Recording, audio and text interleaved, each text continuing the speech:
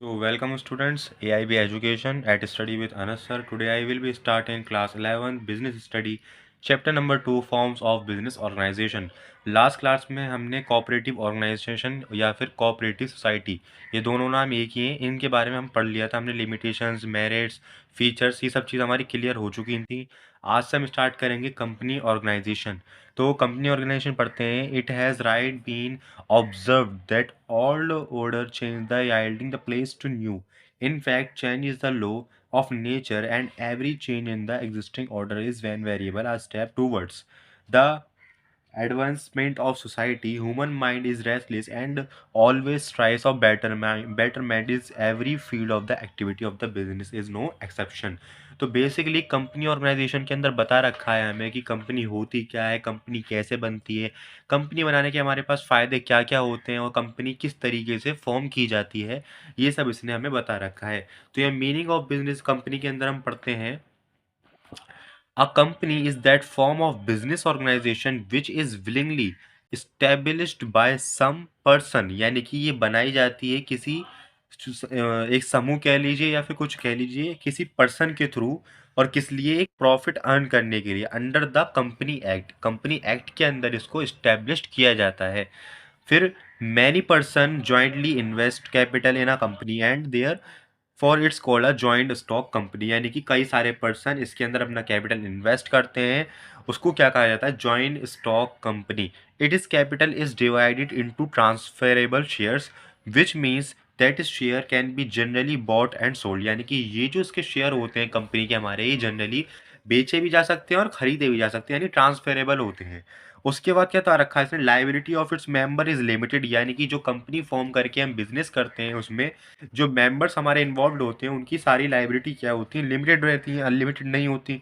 The business of a company is stable and it's business is run through the common seal, यानी कि इस business को run करने के लिए, इसको स्टेबल करने के लिए कॉमन सील होती है जो कंपनी की अपनी होती है, उसके थ्रू इसको रन किया जाता है कॉमन सील के। वही हम आगे बात करेंगे कॉमन सील क्या होता है। Till now in India incorporation of companies is done under the Indian companies act, यानी कि इंडिया के अंदर ही कब से डन किया गया है, इंडियन कंपनी एक्ट 1956 से।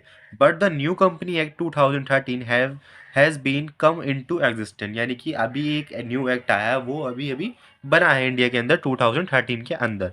तो ये दो राइटर्स के थ्रू हमें कंपनी की डेफिनेशन बता रखी है, ये हम पढ़ लेंगे। इसमें बता रखा है company is an artificial person created by law, यानी कि किसी पर्सन के थ्रू इसको बनाई जाती है विथ लॉ, यानी लॉ के साथ, और उनकी सेपरेट लीगल एंटाइटी होती है और कॉमन सील के ऊपर वो वर्क करती है। तो ये सब बता रखा है जो कि हमने पढ़ लिया मीनिंग के अंदर।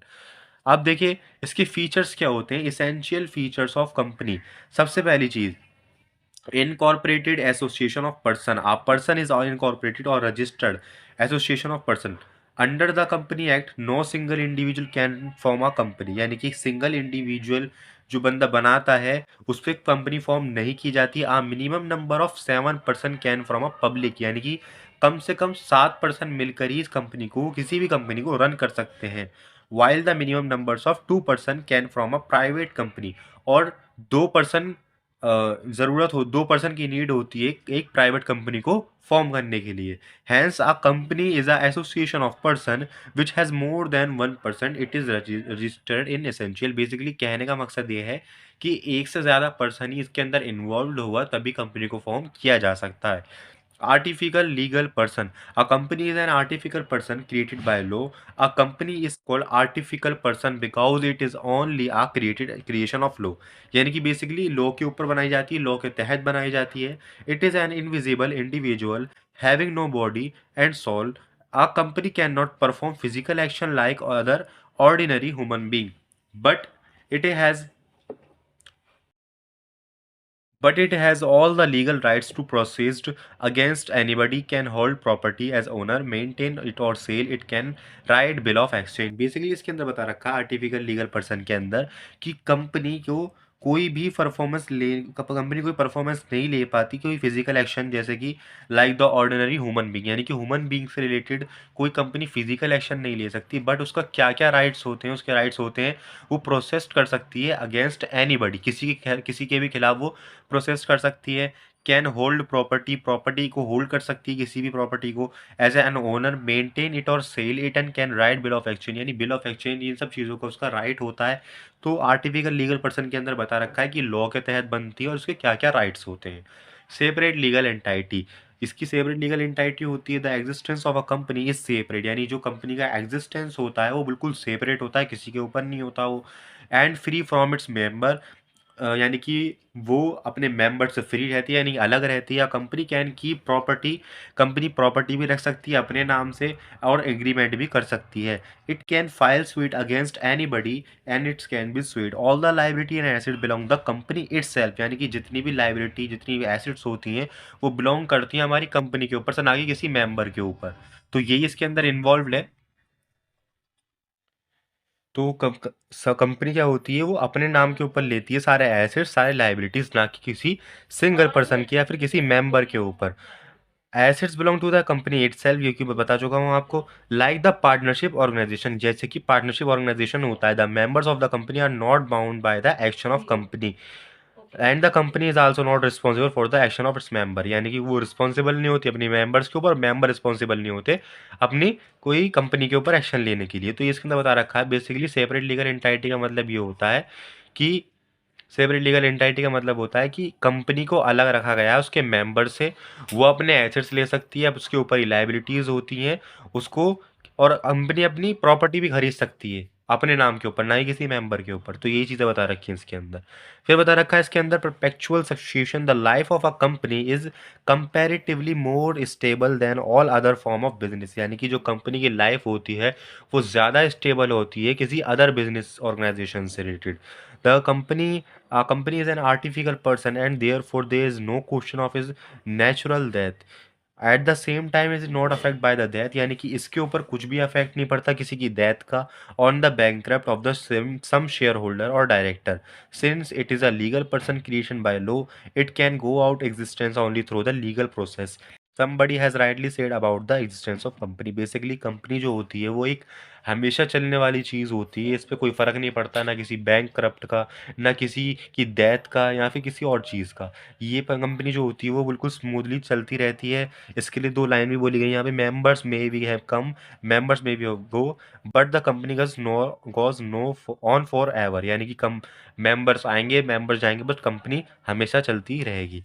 तो इसके अंदर रखा है लिमिटेड लाइबिलिटी होती है हमेशा, जो कंपनी के मेंबर्स होते हैं उन सभी की लिमिटेड लाइबिलिटी होती है। The liability of the share holder is the company is generally limited to the value of their shares, the word generally here means of the company can be of unlimited liability और limited liability through a guarantee, but is usages is almost negligible because of the huge liability और huge losses.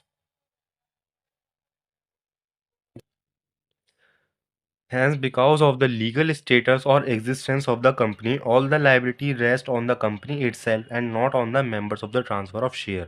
तो basically limited liability में बता रखा है कि जो company के पार्टनर्स होते हैं, मेंबर्स होते हैं, उनकी लाइबिलिटी लिमिटेड रहती है। कॉमन सील का क्या मतलब होता है, a company being an artificial person can not put it's signature, यानी कि जो कंपनी होती है वो रन की जाती है कंपनी के ऊपर, यानी कंपनी को सेपरेट रखा गया है उसके मेंबर से। कंपनी के जितने भी एसेट्स होते हैं, जितनी लाइबिलिटी होती है वो कंपनी के ऊपर होती हैं। कंपनी कोई प्रॉपर्टी ले लेती है अपने नाम के ऊपर, ना ही किसी मेंबर के ऊपर।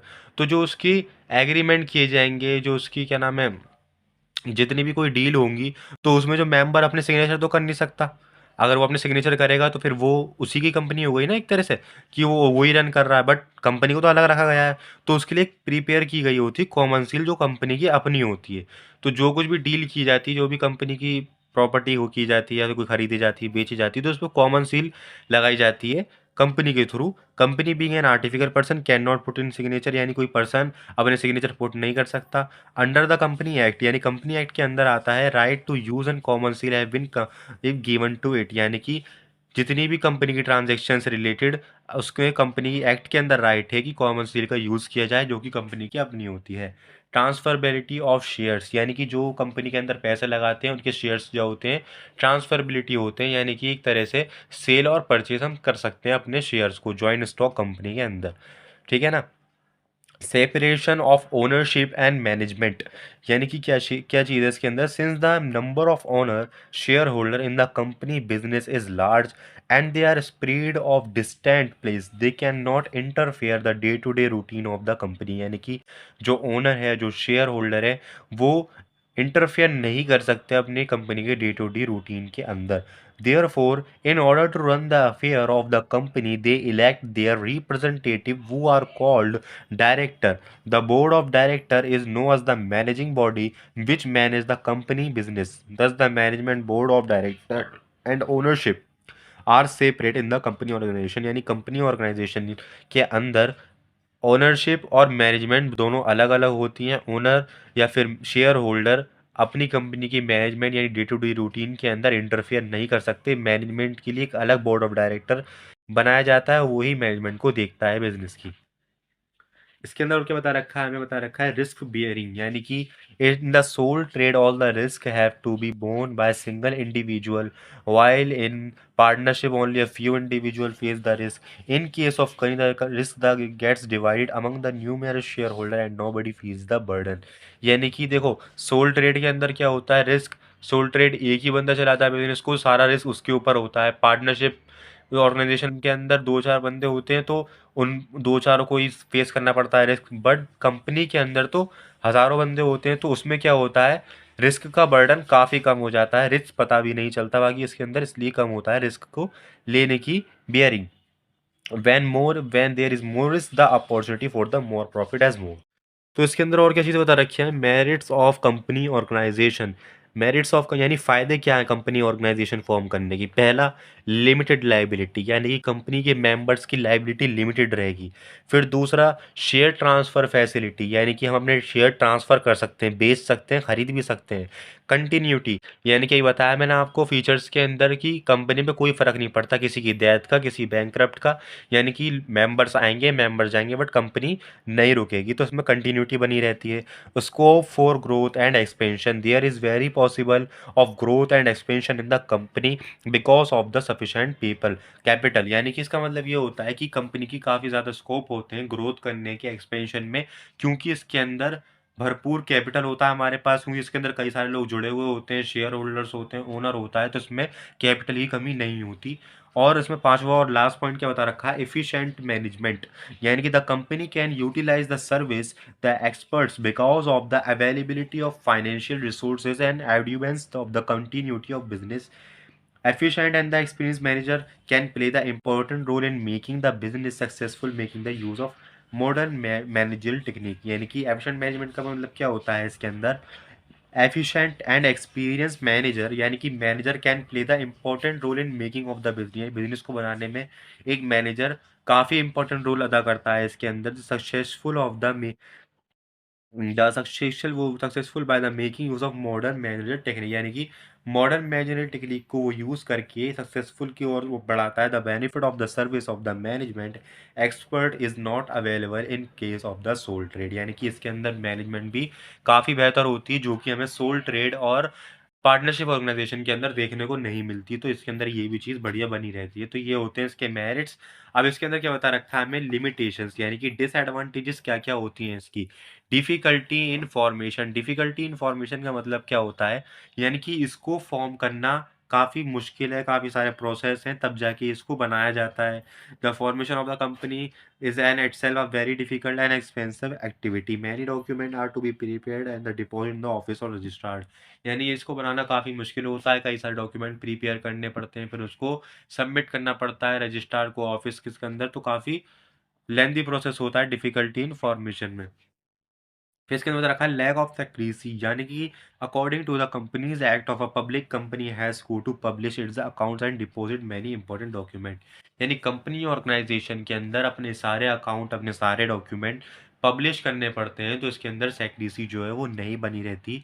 कंपनी को अपने इंपॉर्टेंट डॉक्यूमेंट भी पब्लिक को पब्लिश करने पड़ते हैं ताकि वो फैसला ले सकें मैनेजमेंट के ऊपर, शेयर्स के ऊपर हमारी कंपनी में। तो अब इसके अंदर क्या आता है, लैक ऑफ मोटिवेशन।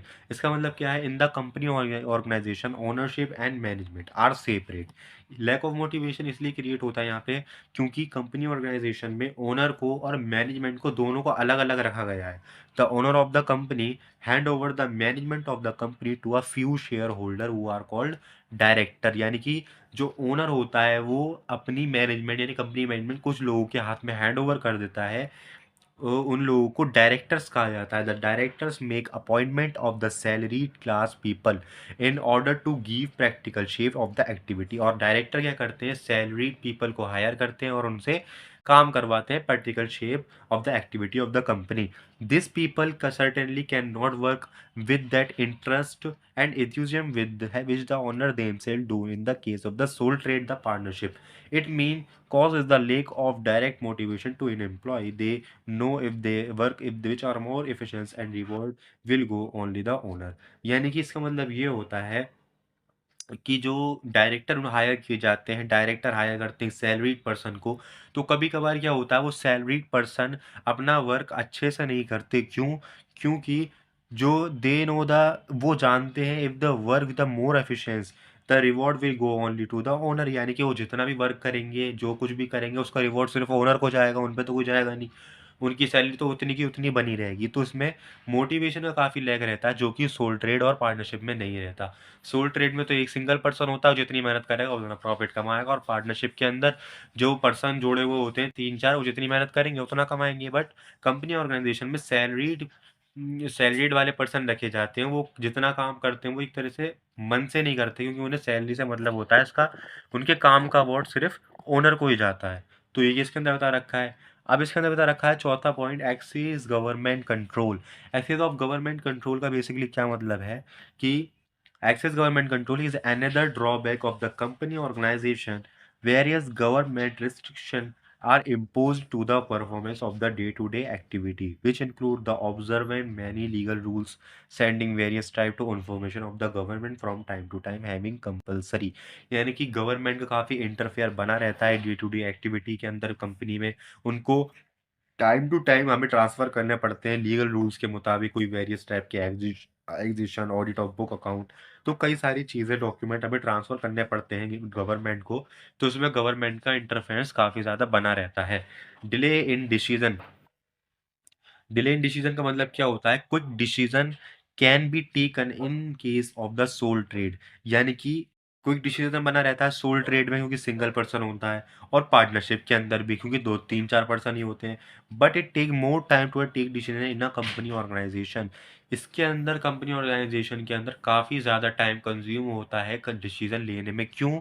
क्योंकि ये काफ़ी भागों में बटी हुई रहती है, यानी कि मैनेजमेंट, फिर एम्प्लॉइज़, तो इन सब से बात बढ़ते-बढ़ते काफ़ी देर में पहुँच पाती है ओनर की तरफ, फिर ओनर भी टाइम लेता है अपने डिसीज़न को लेने में।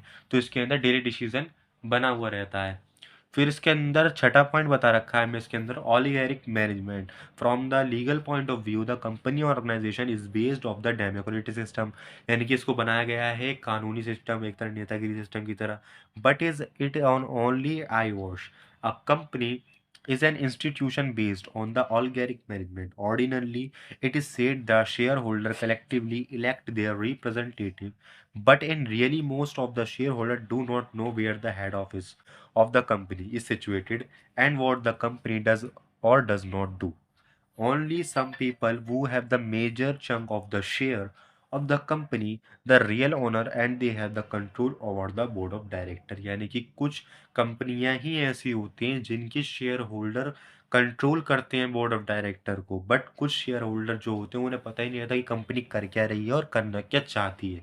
तो इसमें यही बता रखा है हमें, therefore there only a few people who matter and the share holder are just puppets. यानी कि कुछ ही शेयर होल्डर होते हैं जो ये जानते हैं कि हमें पता लगे कि हमारी कंपनी कर क्या रही है जिसमें हमने पैसा लगाया है, बाकी सारे नहीं जान सकते, जानते जानना चाहते ही नहीं है वो लोग, क्योंकि वह अब इसके अंदर सातवां पॉइंट बता रखा है हमें, लास्ट, कॉन्फ्लिक्ट अमंग इन्वेस्टर।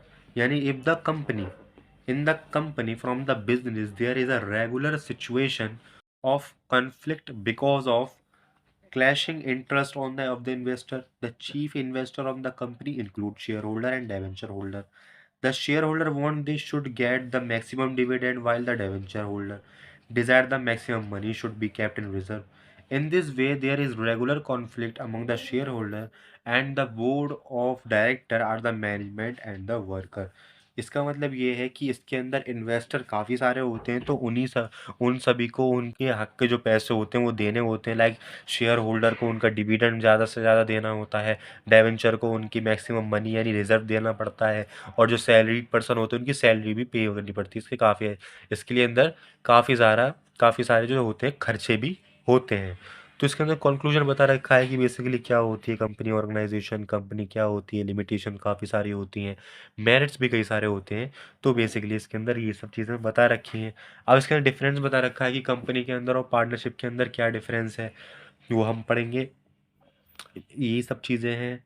और क्या बता रखा है इसके अंदर, टाइप्स ऑफ कंपनी बता रखी है बेसिकली कि कंपनी कितने टाइप की होती है। पहली तो प्राइवेट कंपनी होती है according to section 268 of the Companies Act 2013. A private company means a company which by its an article of association, यानी कि private company basically according to बनाई जाती है act dot 268 of the companies act 2013। इसके तहत private company को form किया जाता है।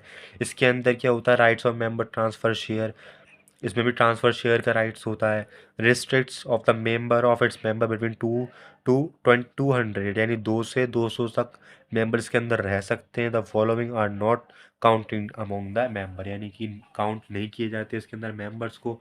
Who are present employee and also the member of the company, those people who are previously in the company as well as its, यानी कि basically private company बता रखा है कि इसमें ट्रांसफेबल होते हैं शेयर, इसके अंदर इतने मेंबर्स होते हैं, इतने इनवाइट कर सकते हैं, पब्लिक को इतनी सब्सक्रिप्शन दी जाती है। तो यही सब बता रखा है। पब्लिक कंपनी क्या होती है, According to Sec. 271 of the Companies Act 2013, public company means a company which is not private, यानी कि पब्लिक कंपनी का मतलब क्या हुआ, ये प्राइवेट नहीं होती, which is not private, in other words a public company is one which, यानी कि वो एक होती है, has no restriction or transfer of its share, इसमें कोई भी रिस्ट्रिक्शन नहीं होती ट्रांसफ़र करने की शेयर में, जबकि प्राइवेट कंपनी में रिस्ट्रिक्शन होती है ट्रांसफ़र करने की share. Has no maximum limit of the members, इसके अंदर कोई लिमिट नहीं होती अपने मेंबर्स की, जितने चाहो उतने रखो। Has no restriction on the inviting the public to subscribe to share in debenture, इसके अंदर कोई रिस्ट्रिक्शन नहीं होती पब्लिक को इनवाइट करने में अपने शेयर में और डेवेंचर के अंदर। हैज़ नो रिस्ट्रिक्शन यानी इसके अंदर कोई भी बाधा नहीं, कोई रुकावट नहीं होती पब्लिक को इनवाइट करने में पब्लिक डिपॉजिट के अंदर। Has a minimum paid up share capital of 5 lakh rupees, he the amount capital subject to change from time to time, यानी कि जो मिनिमम पेड करते हैं शेयर कैपिटल 5 लाख रुपए करते हैं, और ये टाइम टू टाइम चेंज भी होता रहता है। From the establishment of the public company, there should be a minimum number of 7 members. It has also add the word limited after time to time. So students, आज के लिए इतना ही। Next class से हम पढ़ेंगे वन पर्सन कंपनी OPC। ज़्यादा बड़ा topic नहीं है, भी छोटा सा ही है, फिर हमारा चैप्टर खत्म। Thank you.